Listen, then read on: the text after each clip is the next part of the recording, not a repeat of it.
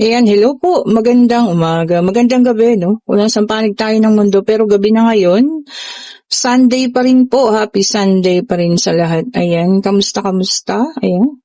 Ako'y medyo napahaba ang aking tulog, ano. Noong oras na ako nagising, mag-alas 4 na. Oh, eto na. Kaninong reading itong ating makukuha ngayong gabing ito? Okay, meron tayong Ace of Cups. Ayan. Adulas ang baraha, oh. Oh.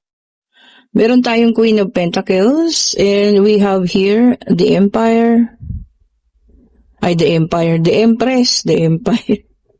Okay, sige, tignan pa natin, ha. We also, tatlong queen ito, ha. We also have here the Queen of Cups.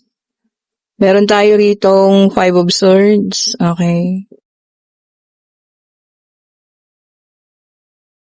We have here the Knight of Cups, okay po.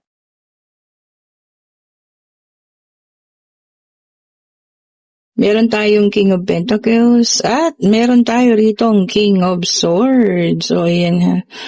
O, eto na. So, nakikita ko rito, no, somebody is, parang yun, envy, naiinggit, no, sa inyo. Ito ba yung third party situation? Ayan.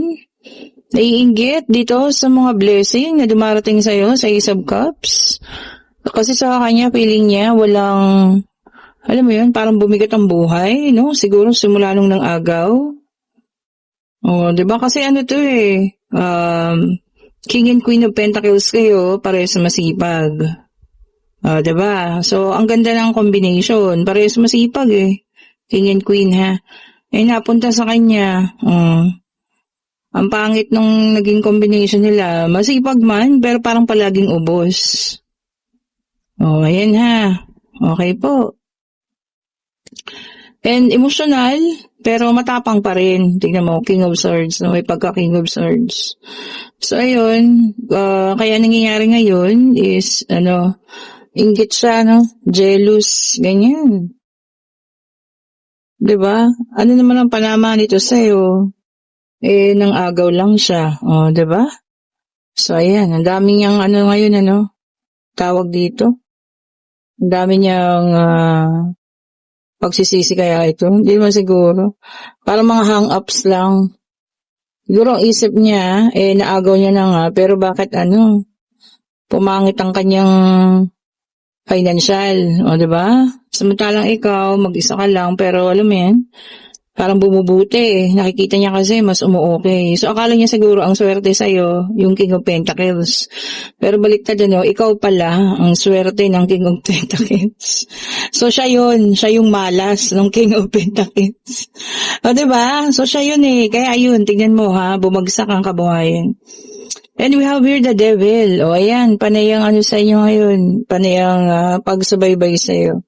Kahit hindi mo napapansin, baka, alam mo yan, tinitignan ng social media mo gamit gumawa ng ibang account. Ito yung kinakatakot niya. Kasi baka mamaya, makapag-isip ang King of Pentacles magbalik. O, ayan ha. Reunion. Yun na kanya kinakatakot. Kasi nga naman, baka magsawa. O, diba? Na puro kamalasan yung nangyayari. Diba? Kahit sino naman. Pagka nakaramdam ng ganun, yun talaga katakot niya, yung umalis. Baka nararamdaman niya na meron ng ring sign. Siyempre, ang alam niyo naman, kahit lalaki o babae o LGBTQ, siyempre priority pa rin yung financial. Ngayon kung nararamdaman mo yung kasama mo, mabigat, diba? Na kahit na nang ginawa niyo, mo yun, ganun pa rin. Ang dami. Check pa natin ha. We have here we have here the Justice, may dalang number 11. So, karma niya rin yun. Kasi nga, nang agaw lang di kinarma din siya. Or pwede rin sabihin karma nilang dalawa. Diba? Ano ba laban niya sa'yo? Napakasipag mong tao. Diba? At ang mundo naman ay hindi humihinto sa'yo. Kahit na nangyari, go pa rin. Ito nga you're enjoying your freedom. your happiness, and stability. Ang ganda, ha? So, enjoy ka lang. Okay lang yan. Kaya mo siya. O, diba? Pagdating niya, ngalangalan niya. Ngalangalan niya. Pwede ba yan? O, diba po? Kasi ano na yun eh. Envy, selos, inggit, lahat-lahat na kinakain na siya. Kinakain na siya. Hindi pa nga konsensya yun, ha? Kinakain na siya ng ganyang mga pangyayari. Pero may nakita ako sabi ko sa inyo. Dalawa. Talagang siya yun. Naging cause ng ninyo, paghihiwalayan, cheating and deceit. So, siya rin yun, And siya rin yun. Nagkaroon ka ng conflict, konting, away. Kumbaga, naging ninyo, problema ninyo before. Siya talaga, ha. Tinuturo ng baraha. Ang taong ito. Ang sobrang inggit na inggit sa'yo. Diba? Tignan lang natin para sa last card. Ito na, And we have here the Knight of Swords. Yan ha. Sabi niya rito, big changes. So, malaking pagbabago ha, para sa'yo. Baka nga, nararamdaman mo na ngayon. Mas guminhawa, mas naging okay, diba? Kasi ngayon, wala ka nang hinihingan ng opinion. Kumbaga, yung gusto mo talaga na susunod. Diba? Di mas okay yun. Ito na, kinuha ko itong ating pangatlong deck of cards. Ayan. Ito po'y pwedeng sa inyo, pwedeng sa kanya, pwedeng kung kanino man. Take only what resonates pa rin, ha? Salamat po sa mga nagpapa-early booking ng ating reading, ha? Thank you so much po. Ang aga, linggo pa lang. Thank you so much po. Sa lahat ng gusto pa pong magpa-reading para sa unang biyernes ng Hulyo. Napakaganda, diba? Kayo po yung mag-chat na at medyo dumadami-dami na po o nagpapa-reserve. And we have here the Wheel of Fortune, Fire Sign. Ayan, Aries, Leo, Sagittarius. Ang ganda nito, Sabi niya dito, Destiny. Kung ano po ang nakalaan sa inyo ay siyang mangyayari. Destiny kasi. Diba? Destiny nga eh. Tignan pa natin. And we also have here the Knight of Swords, air sign, Gemini, Libra, and Aquarius. Ayan. Naku, sabi sa inyo yung iba rito, nagiging unpredictable. Bakit? May mga pangyayari daw na magiging unpredictable. Ano ba ito? Umaga hindi niya siya mapupulusuhan. Kung ano man, sana maging pa rin, pabor sa inyo, di ba? Kung ano man ang pangyayaring ito. And we have here the Earth sign, Taurus, Virgo, and Capricorn, 5 of Pentacles. Ayan. Ayan, financial loss. Ang iba sa inyo ay kakapusin. Ako, medyo matagal pa naman ang sahod. Parang kasasahod-sahod. Ay, hindi pa. Sa Miyerkules ba? Tama ba yun? May tightness ng budget, ha? Di ba, malapit-lapit naman na, ilang araw na lang. So, habaan pa ang inyong PC. And we have here the Two of Cups, water sign. So, lumabas yata, sa unang latag, fire, air, earth, and water. Mga water sign ay Cancer, Scorpio, and Pisces. Yan. Uy, merong ikakasal po, ha. Marriage. Congratulations sa inyo. Mga lalagay na sa tahimik, ayan po, ha. Congrats. And we have here the Nine of Cups, water sign ulit, Cancer, Scorpio, and Pisces. Ayan. Naman ito, naka-reverse, Sabi niya dito, materialism.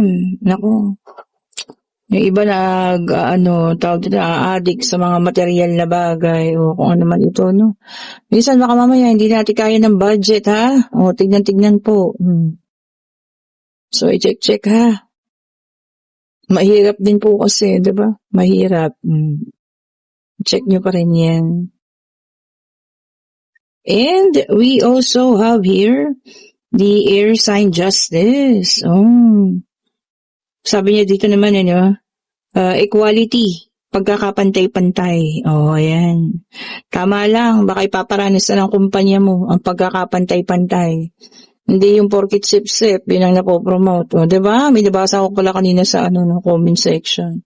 Ang hirap naman nun. Tapos ikaw na qualify, diba? Lagi na lang nalalaktawan. Huwag naman po ganun. Bigyan nyo ng chance ang lahat. And we have here the High Priestess, water sign ulit ito. Secrets will be revealed. Oh, sino may sekreto? Ikaw? O ikaw mismo makakakita ng sekretong ito? Kung kanino man, ayan, secrets will be revealed daw po, ha? Naku po, malaking sekreto ito, ha? O, ayan, sige, tignan pa natin. Baka ikaw makakatuklas, Ayan, sekreto. Sekretong malupit. And para sa ating last card, we have here the Knight of Pentacles na naka-reverse. Earth sign, ayan, self-discipline. Ang ganda na. O, ikaw mismo na. Magsa-self-discipline po. Kumbaga, titignan mo na yung mga bagay-bagay na parang sumusobra ka. O, tama naman, di ba? Baka sumusobra sa paggasta, sobra sa pagkain. O, lahat po ng sobra, hindi maganda, ha? Tama. Disiplinahin ang ating sarili po, ha? O, eto na, kayo po yung magtanong na. Ayan, pag-ibig, pangyayari, financial, kung ano man ang gusto nyong malaman, At itanong na natin, Divine Universe, ano pong sagot mo sa kanilang katanungan po? Isa lang po, ha? Isa lang po, ayan. Ano pong inyong kasagutan? Ayun na. And maaari. And this is the Two of Swords. Ayan po, no? Sabi niya rito, torn between two relationship. O merong isa sa inyo dyan, o kung ilan man, nasa dalawang relasyon daw. Hindi kayang bitawan yung isa. Yun ang mahirap. O, di ba? Siyempre, alam mo yun, pag tatlo kayo, tapos nagkabukuhan na, meron at merong masasaktan dyan, ha?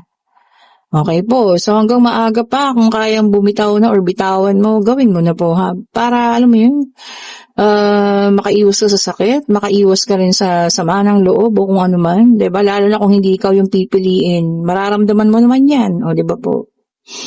At ang sagot po ay maaari. O kung kayo yung nasa situational reading natin, na talaga namang itong taong ito sagad sa buto yung inggit sa inyo ngayon, siguro hayaan nyo lang siya, basta wag ka lang saktan, 'di ba? Akala niya, yung kinuha niya, yung swerte, Yung pala, ikaw pala yung swerte. Diba, no? Baliktad. Siya yung malas. Diba? Okay po, and kung nagugusto yung ating reading, like, share, subscribe, and hit the notification bell para lagi kayong updated sa mga bagong videos na nirelease natin. Sa lahat po na may gusto ng ating mga bracelet, ayan po, ha. Ayan, dahil nagtanong ng garnet kagabi. Sa lahat po na may gusto ng garnet, ayan, i-click nyo lang yung link, nandyan po sa comment section.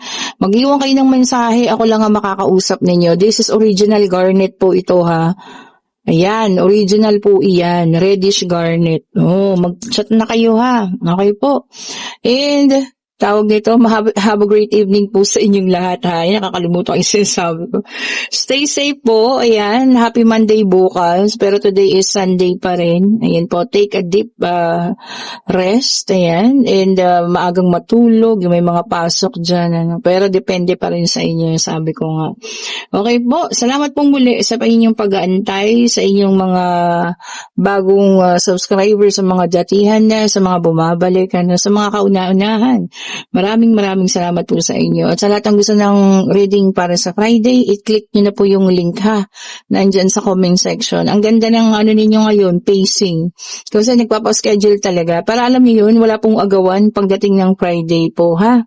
Kasi ako yung nahirapan kasi kagaya ng iba nag-send ng payment tapos yung oras na gusto nila is nakuha niya, pero at the end naman naayos ko rin naman, diba? Pumayag sila dun sa oras na vacant pa. Thank you so much po ulit, salamat po ulit sa inyo, ha. Happy Sunday, God bless po sa atin, bye bye po sa inyo.